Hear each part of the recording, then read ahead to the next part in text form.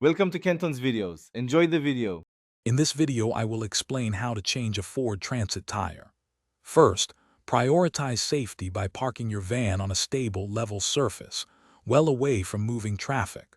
Always engage the parking brake and put your transmission in park or a low gear. Before starting, ensure you have your fully inflated spare tire, the vehicle's jack, and the lug wrench. Having a reflective vest or warning triangle is also a smart safety measure. Next, you'll need to access your tools.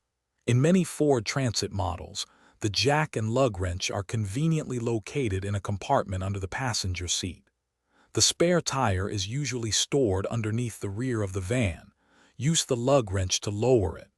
Before lifting the vehicle, use the lug wrench to loosen each lug nut on the flat tire by about 1/2 turn, turning them counterclockwise. Now it's time to lift the vehicle. Consult your owner's manual or look for small arrow-shaped marks on the chassis to find the correct jacking point. Carefully position the jack and begin to raise the van. Continue cranking until the flat tire is completely clear of the ground, allowing it to spin freely. Once lifted, fully remove all the lug nuts, then carefully pull the flat tire straight off the wheel studs.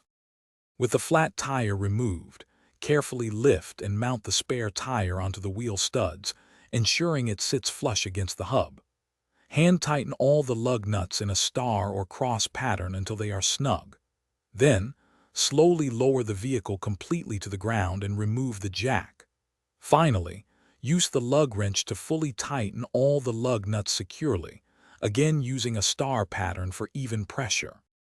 Thanks for watching. Consider subscribing if we helped you.